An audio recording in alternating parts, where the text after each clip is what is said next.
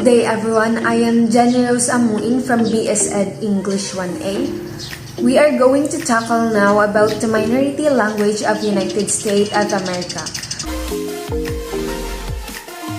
The term minority language enjoy a natural but problematic definition. In the most straightforward sense, a minority language is simply one spoken by less than 50% of a population in a given region, states, or country. To start with, some commonly known facts about the states we are researching should be presented. The United States of America, commonly called United States, is a federal republic consisting of 50 states in a federal or district.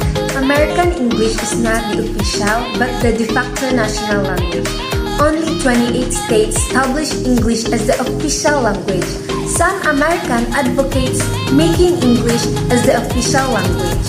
Language diversity in this country is a recent problem due to unprecedented levels of immigration, and the American citizens are at risk that the different languages spoken in the country threaten their national unity.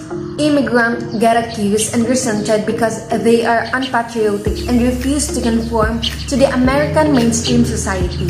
Consequently, immigrants' children become pre-assured to erase their mother tongue that can result in academic difficulties. Immigrants acquire English very quickly in their daily routine. Quite on the contrary, the children and grandchildren lack the opportunity to use their immigrants' mother tongue. So these languages eventually die out.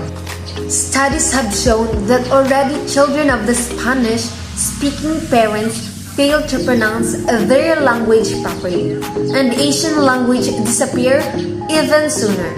One of the reasons for this is that speaking English brings you prestige and acceptance. Speaking another language, especially a low-status language, can do the opposite. Even though English has not yet been proclaimed as the official language of the United States, it is certainly used by the vast majority of the population. The question is, in what position does that leave the minority language spoken in the States? Language policy in the United States has become a topic of vast public interest.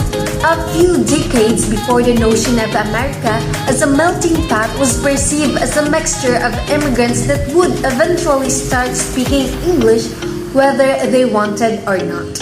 Americans perceive immigrants as the people who urged to become Americanized, which in fact was partly true.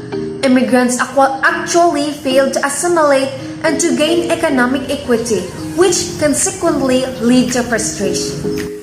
At the same time, however, there has been a shift in the consciousness of American people. They started to appreciate ethnic and cultural diversity as a valuable feature of their society. Consequently, the government involvement was necessary to establish policies and programs that would protect the rights of linguistic and cultural minority groups. However, the continuing immigration of people from all parts of the world and gradual decrease of American domination in the world economic affairs made Americans feel somewhat xenophobic. The growing fear of the loss of domestic security finally resulted in an official English movement. Since a language acquires such an important part of the personal identification of an individual, government involvement is needed to establish certain rules regarding the position of the language of its citizens. And if not, according to Warhoff, official neglect may result in letting minority language die by simply not doing anything to keep them alive.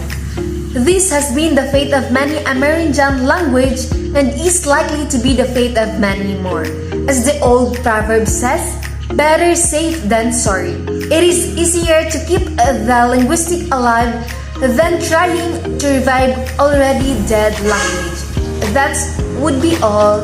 Thank you.